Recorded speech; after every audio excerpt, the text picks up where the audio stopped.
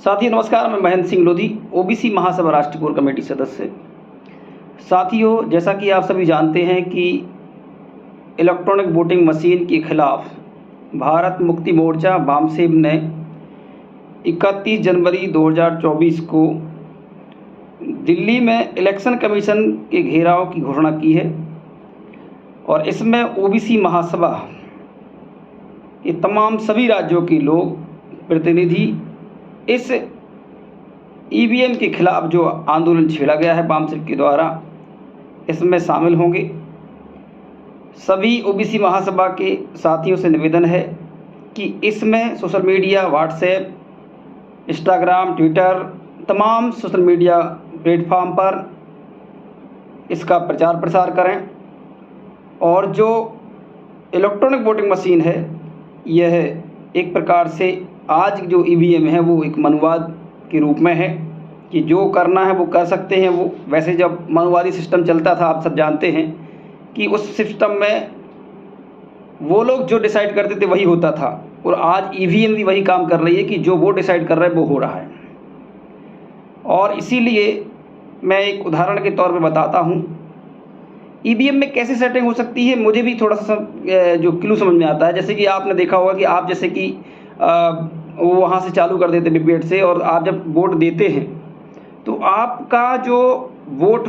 एक इनपुट होता है और एक इनपुट जैसे कि आपने देखा होगा आउटपुट में क्या करता है कि एक तो वो पर्ची निकालता है, दूसरा वो लाइट जलती है, तीसरा वो काउंट करता है, चौथा वो किसको काउंट करता है जिसने वोट दी। ठीक है ना। तो साथियों यही चीज़ है कि एक इनपुट कई आउटपुट में बदल रहा है और ऐसा बिल्कुल भी नहीं है कि जब आप वोट देते हैं तो किसी इंडिविजुअल जिसको आपने वोट किया है उसका वोटिंग परसेंटेज या वोटिंग चीज़ दिखे कि इसको इतनी वोट पड़ चुकी है या टोटल वोट इतनी हो चुकी है। ये बिल्कुल भी काउंट नहीं करता, सिर्फ आपका इतना काउंट करता कि आपने वोट दिया, किसको दिया, बस। और यही एक सबसे बड़ी समस्या है कि जब आप इनपुट देते हैं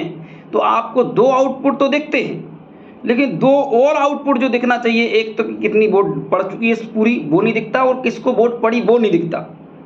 किसको वोट पड़ी सिर्फ नाम दिखता है, किसको वोट पड़ी संख्या नहीं दिखती है कि इसको इतनी संख्या में वोट पड़ चुका है। और यही सबसे बड़ी समस्या है। बहुत सारी समस्या, बहुत सारे जिन्होंने बनाया है, कई आप सब जानते हैं कि जो बनाते हैं उनके पास सब क्लू रहते हैं कि कैसे कैसे इसमें सेटिंग की जा सकती है। और इसीलिए एक पढ़े लिखे व्यक्ति के होने के नाते और मैं इलेक्ट्रॉनिक इंजीनियर होने के नाते हम लोगों ने भी पढ़ाई की है, हमें भी पता है कि कैसे चिप काम करती है, कैसे तमाम जितने भी छोटे छोटे इनपुट, बाइनरी इनपुट कैसे काम करते हैं और कैसे आउटपुट, एक इनपुट कई आउटपुट में या एक आउटपुट कई और आउटपुट में एक आउटपुट भी एक इनपुट हो सकता है और कई आउटपुट दे सकता है। कई चीज़ें हैं जो कि पढ़े लिखे लोग इसको समझ सकते हैं, कई लोग इस पर अपनी बात रखते हैं। पर मुझे ऐसा लगता है कि जब आप पढ़े लिखे होंगे और जब आपको उसकी समझ होगी इलेक्ट्रॉनिक मशीनरी की, तभी आप उस पर बोल सकते हैं। तो कहीं ना कहीं इसमें बहुत बड़ा एक घपला है और ये लोकतंत्र के लिए बहुत ही खतरनाक है। बाबा साहब भीमराव अम्बेडकर का जो संविधान है या संविधान समिति ने जो संविधान दिया था सभी को, वो उसके ऊपर एक खतरा मंडरा रहा है। और इसके लिए भारत मुक्ति मोर्चा ने जो माननीय बावन विश्राम साहब ने जो एक ईवीएम के खिलाफ जो मुहिम लगातार छेड़ के रखी है, उसमें हम सभी ओबीसी महासभा के तमाम सभी साथी और सभी जगह से निवेदन है कि सभी इस कार्यक्रम में पहुँचे, अनुशासन में रहें और इसका विरोध करें, क्योंकि ये लोकतंत्र के लिए खतरा है।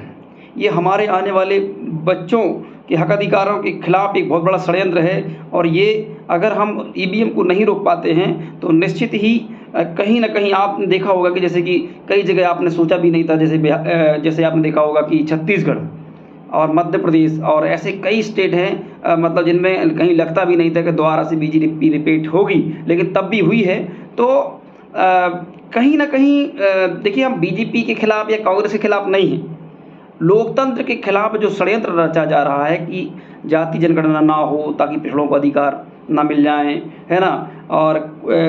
जाति जनगणना होगी तो फिर उसमें डाटा आ जाएगा तो फिर देखा जाएगा कि भैया इतनी संख्या 52% है या 60% ओबीसी वर्ग की है, तो फिर न्यायालय में क्यों नहीं है, फिर कार्यपालिका में क्यों नहीं है, फिर मीडिया में क्यों नहीं है, फिर प्राइवेट सेक्टर में क्यों नहीं है, फिर तुम्हारे विधायिका में क्यों नहीं है, और इससे एक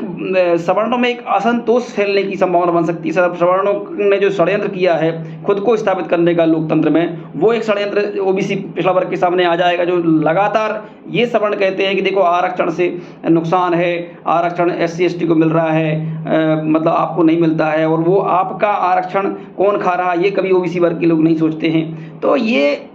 कहीं ना कहीं बहुत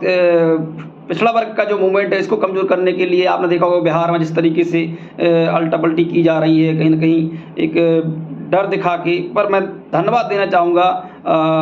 लालू प्रसाद यादव जी के कैडर को और तेजस्वी यादव को, कि इतनी कम उम्र में तेजस्वी यादव इतने परिपक्व और इतने बड़े नेता बन के उभरे हैं कि आज की स्थिति में देखा जाए तो कि कोई उनके सामने इतना बड़ा नेता नहीं है जो आप देखें अगर आज की स्थिति में। तो इस देश के अंदर माहौल जो है वही कहीं ना कहीं लोकतंत्र को बर्बाद करने का है। आपने सबने देखा सुना जिस तरीके से मूवमेंट चल रहा है RSS का और तमाम अन्य संगठन जो कहीं ना कहीं पिछड़ा वर्ग के हक अधिकारों के विरोधी हैं। तो हम सभी को EVM जो है, EVM के खिलाफ जो 31 जनवरी को जो प्रोटेस्ट होना है दिल्ली में, उसमें सभी शामिल हों। हम इस आंदोलन का समर्थन करते हैं और लोकतंत्र को बचाने के लिए, संविधान को बचाने के लिए, हमारे बहुजन समाज के महापुरुषों की विचारधारा को बचाने के लिए, शहीद गुरु और हमारे तमाम बलिदान और स्वतंत्रता सेनानियों की विचारधारा को बचाने के लिए एक ही मात्र उपाय है, EVM को हटाओ, लोकतंत्र बचाओ, संविधान बचाओ। जय OBC, जय संविधान, जय जवान, जय किसान, जय भारत, जय OBC महासभा। धन्यवाद।